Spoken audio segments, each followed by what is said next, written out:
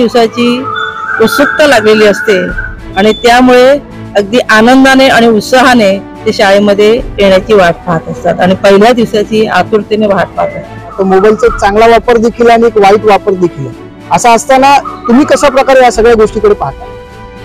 आम्ही ह्या दृष्टीने पाहतो की त्या वस्तूंचा, उदाहरणार्थ तुम्ही मोबाईल म्हणालात, तर त्याचा आम्ही त्यांना चांगल्या प्रकारे कसा वापर करता येईल आणि त्यामध्ये आपल्याला काय काय शिकण्यासारखं आहे त्याचं आम्ही त्यांना पहिल्या प्रथम म्हणजे शिक्षण देऊ. टॉप 10 महाराष्ट्र न्यूज चॅनल मधून मी दीपक कोटेकर. शाळेचा पहिला दिवस आपल्या आयुष्यात एकदा तरी आपण शाळेतला पहिला दिवस हा अनुभवला असेल आणि तो अनुभवण्यासाठी आज आपण विरारच्या आगाशीच्या KG हायस्कूल मध्ये आलेलो. जाणून घेऊया आपल्या सोबत यावेळेला या शाळेच्या प्रिन्सिपल मॅडम आहेत. मॅडम, शाळेचा पहिला दिवस प्रिन्सिपल आणि मुलं जी शाळेचे विद्यार्थी त्याच्यामध्ये हा दिवस कसा असतो? एकदम आनंदाचा दिवस असतो. त्या मुलांना शाळेच्या पहिल्या दिवसाची उत्सुकता लागलेली असते आणि त्यामुळे अगदी आनंदाने आणि उत्साहाने ते शाळेमध्ये येण्याची वाट पाहत असतात आणि पहिल्या दिवसाची आतुरतेने वाट पाहत असतात. आपण आज जर पाहिलं तर कुठे ना कुठेतरी आज टेक्निकल डेव्हलपमेंटचा हा युग आहे. असं असताना मुलांना काय शिकवण द्याल तुम्ही? म्हणजे आपण जर पाहिलं तर मोबाईल आला, तर मोबाईलचा एक चांगला वापर देखील आणि एक वाईट वापर देखील आहे. असं असताना तुम्ही कशा प्रकारे या सगळ्या गोष्टीकडे पाहता?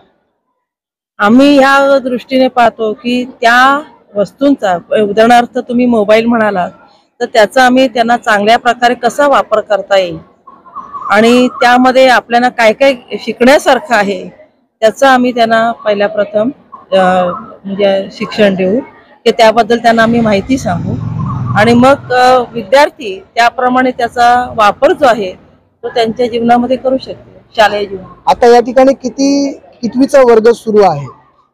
आता इयत्ता 8वी ते 10वी पर्यंत आता म्हणजे सकाळी सत्र जे आहे ते आता भरलेलं आहे आणि त्यानंतर दुपारी 11 वाजता इयत्ता 5वी ते 7वीचं दुपार सत्र भरणार आहे.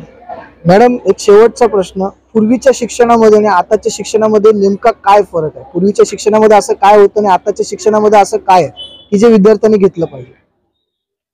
पूर्वीचं शिक्षण जे होतं ते फक्त शिक्षकी शिक्षण होतं, पण आताचं जे शिक्षण आहे त्या विद्यार्थ्यांनी सर्वांगाने त्याचा सर्वांगीण आणि त्याच्या व्यक्तिमत्वाचा विकास व्हावा आणि त्या दृष्टिकोनातून त्यांना सर्वतोपरी शिक्षण म्हणजे टेक्निकल म्हणा किंवा संगणकीय म्हणा या सगळ्या बाबतीत त्यांचा विकास व्हायला पाहिजे आणि त्या दृष्टिकोनातून विद्यार्थ्यांना जास्तीत जास्त बोलकं केलं जातं आणि त्यामार्फत त्यांना शिक्षण दिलं जातं. आपण एकंदरीत जर पाहिलं तर शाळेचा पहिला दिवस असा कसा असतो जाणून घेण्यासाठी आज आपण स्वतः शिक्षकांकडे आलेलो आहोत. असं असताना शाळा आपल्यासाठी किती महत्वाची आहे हे आपल्या सर्वांनाच माहिती आहे. Top 10 Maharashtra news, Vasai Virar.